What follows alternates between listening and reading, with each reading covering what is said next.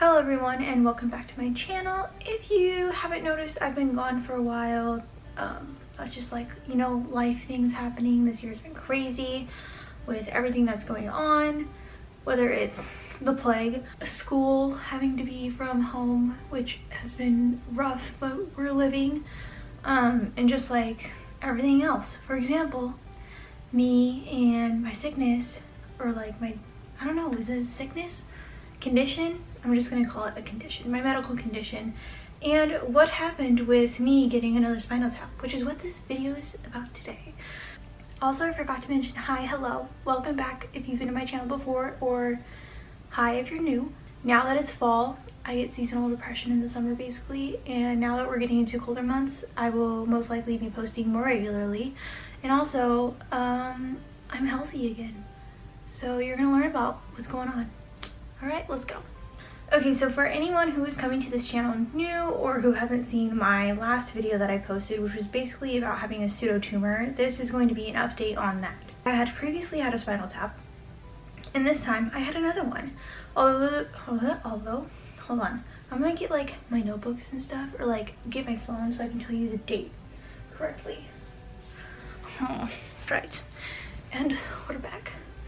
So basically, I had a spinal tap procedure on the 26th of August, which was last month, and it was just like a precautionary thing for my doctor to see like where my spinal pressure is at, because with a pseudotumor, my body can basically develop more spinal fluid than normal. And so this time when I went in, it was a little bit different than my last one. So my last spinal tap, my actual doctor did, and my neurologist did it, and all I did was like literally curl up in a ball on the side of a bed, and she did the procedure. Warning, I'm going to be talking about needles in this video. Sorry for all of you guys who are cringe with needles. But yes, so she did the procedure, stuck the needle in my back, drained the fluid, found that it was like almost double the regular amount, and so we got that fixed. That was back in February of 2017 or end of January. This time around, it was a scheduled procedure. I was expecting my doctor to be there, but he wasn't.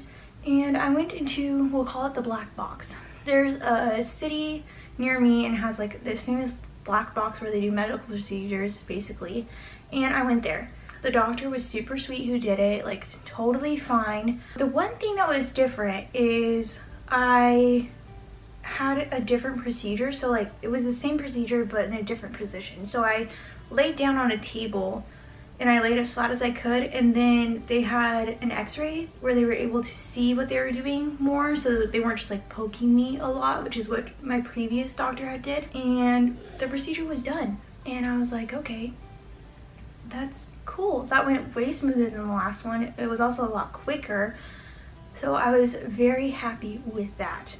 So the procedure, like the recovery after the procedure, is very like strict. You have to be strict with it because obviously you just had stuff drained from your body,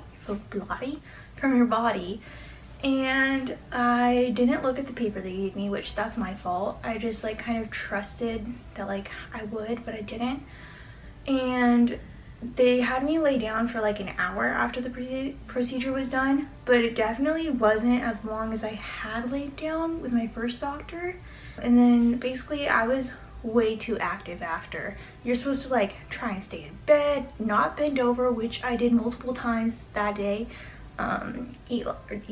Drink lots of caffeine, drink plenty of water, and I tried, but I definitely know now that I was not doing that correctly. Basically, I tried to stay in bed as much as possible the next day, and then the day after that I went on to like having kind of a normal morning, and I even went on a walk. Like it was really good. And then I got home and I was like, dang, my head hurts. And one of the things that you can develop with getting a spinal tap is a spinal headache, and it's basically where like the part that they punctured in your spinal membrane won't heal up. And so I was like, oh, maybe that's what's happening, like I'll try and lay down. So I laid down. I figured out that I had developed a spinal headache, and what that is basically when your fluid is still draining, and when your fluid is draining, it causes your brain not to like float in the regular fluid it would have in its brain, in your cranium. And the bottom of your brain, sorry, this is a really gross fact, but it's what happened, so I'm just gonna let you guys know. The bottom of your brain literally just like sits on your skull, and that's what causes you to have headaches. And like for me, it was headaches. I felt nauseous on and off.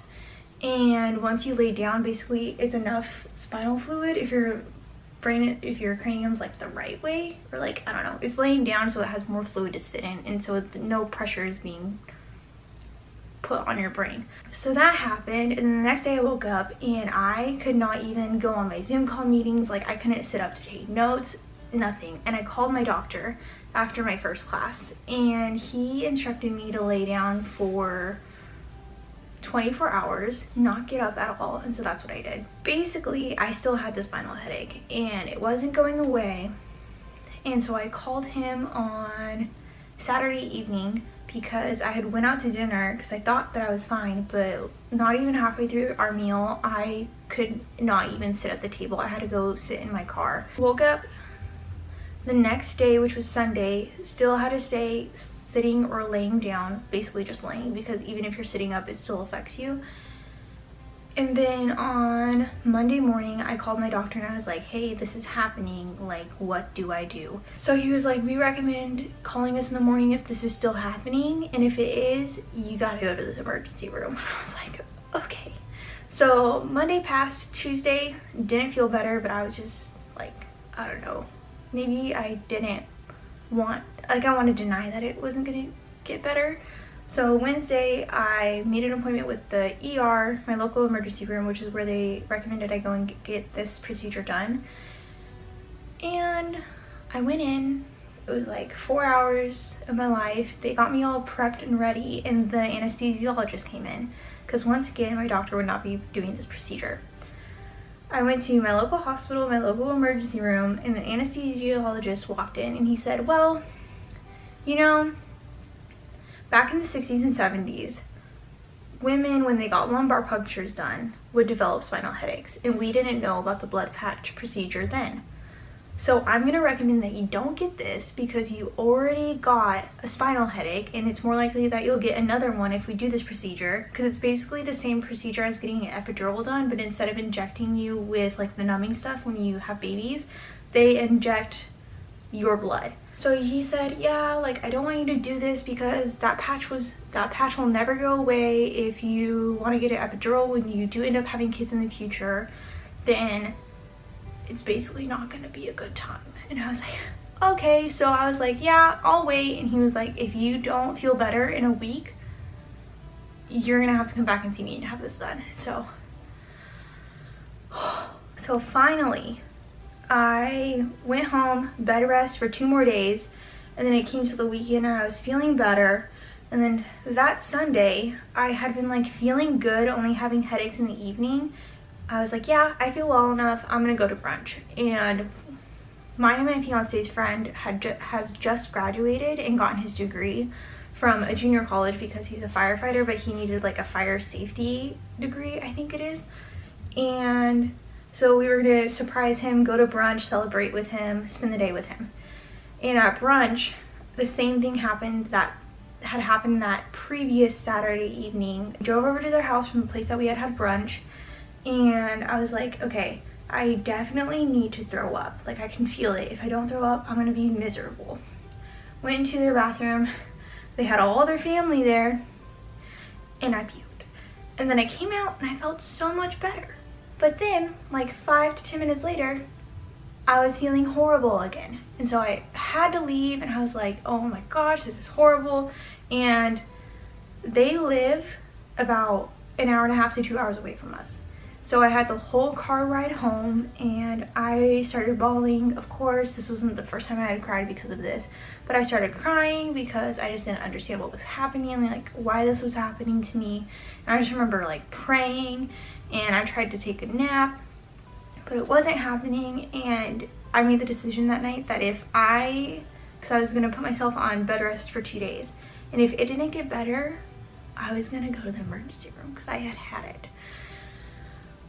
So I did that. I stayed in bed. I stayed in bed for basically 2 days. Finally, on that Wednesday, So this is 3 weeks after I'd gotten my procedure done. Or no, maybe it was Tuesday. On Tuesday, because I stayed in bed like basically the rest of Sunday, and then Monday, and then Tuesday, I finally was like, I'm gonna get up a little bit. And I felt so much better. And I developed a tiny headache that evening, but I was able to drive for the first time in almost 3 weeks. And then Wednesday, I finally felt perfect. I had my first day without a headache, like all of that. And so today is, what is today? The 15th of September. And I'm gonna be honest, like there have been a few times where I've leaned forward and my head has hurt a little bit, but in a different way. Or it was really weird a few days ago, I went to go lay down, and even with me sitting up and walking, I was fine, and then I'd lay down and my head would hurt. Like it was weird. But now it hasn't happened in a few days, and I can lean forward just fine. So yeah, we are praying and hoping that that is over with. But just in case anyone else who has found this video has had a spinal tap and developed a spinal headache, or maybe you didn't even come to this because you wanted an update on like since my last pseudotumor video, I just want to let you know, the doctors, no matter what is happening to you, they know that something can be done. And even if you're like me and you're a woman and you're young and you don't want to risk having a blood patch because of a epidural is a possibility in the future, there is hope.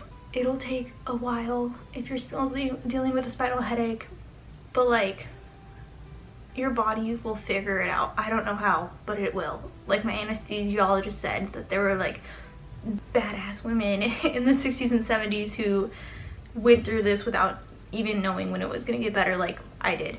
And so if you're going through that, please put your name in the comments. I will pray for you. I will reach out to you, like let you know that you're not alone and I know how you feel. And like honestly, I would not wish the pain that you are going through or that I went through like on anyone. But yeah, I don't know why I'm about to cry right now. I'm getting a little emotional. But yes, I hope that you guys are doing well. I hope that you guys are ready for fall as much as I am, or autumn. But yes, please be healthy and please just be kind to everyone in the world and remember that you're amazing. Okay, I'm gonna go.